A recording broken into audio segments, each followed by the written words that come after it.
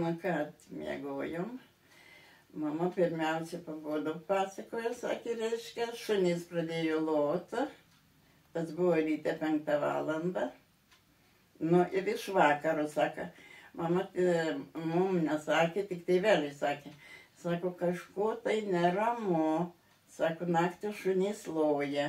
Jie matyt naktį jau vaikščioja, kad nors nepabėgtumėm, ar kas nors buvo apsupta sodyba. Mūsų jau ten namas tas.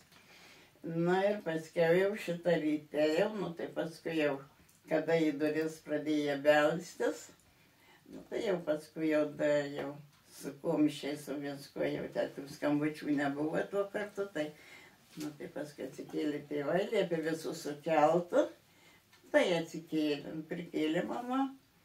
Na ir pirmiausia suvarė visus į vieną kambarį ir stovėt, kratą visur. Iškratė, tai buvo rusų, buvo ir lietuvių. Šitą pusrį buvo. Nu tai jį padarė kratą, visur viską, reiškia, jau ieškam, sakė, banditų ieškam. O jau šitą, o brolis jau buvo žuvęs.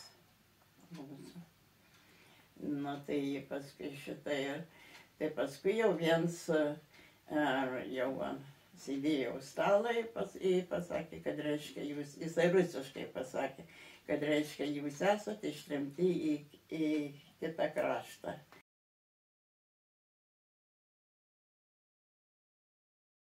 Nu ką, aš svarbiausia pasiėmiau lėlę tokią ir nuotraukas. Nu, ir sąsvinių pasiėmiau dar. Tada man liepė knygas pasiimt, sakau, tai kur aš atdėsiu tas kažkas. Nu ir iš rūbų kažką, nes daugiausia tai mama. O mes, aš ir sesuo tai čia buvo jau, tai jaunesnė, tai ta. Ir tenais tai jau ir savo iš tų žaislų, tai iš tų tokių viskas, nu mama tai maistą daugiausia pasiėmėt, nu tai pasiėmėm miltų, ką turėjom, tai ir buvo šitą.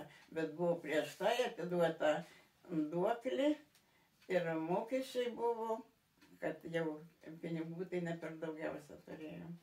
Kad viskas buvo mokesčiai sumokėti, tėvelis sako, reikia su duoklė atiduot, mokesčių susimokėti, gal sako, neveš. Bet jau jauti, jau sakydavo, kad va tėvelis savanoris, čia brolis partizanas, kai sakant, sūnus buvo ir viskas jau.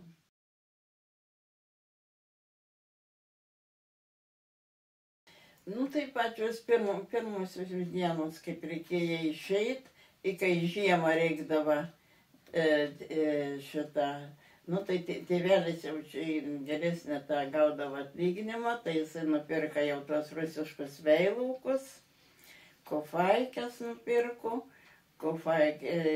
vadiniais kelniais buvo, nu tai va šitas jau.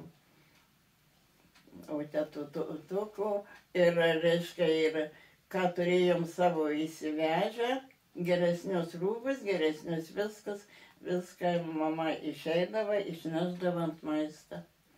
Na ir mes dar, kada jau žiūrėdom, laukdavom mamos prie jau, kaip pareis, jeigu per langą mama susišypso, jau pareidama, reiškia, jau pardavė, jau pinigėlių turim. Na, o jeigu ne, tai ne viską nupirkdavo. Iš geresnių rūbų, kas mūsų buvo, ta su seserė, geresniais ta sukneliais, kas jau, tai tuos viską išnešė, kas geriausias, staltiesės, senas, va tokius, ką nusivežim, kas geresnio. Ir viską išpardavė. Išpardavėme ant maisto.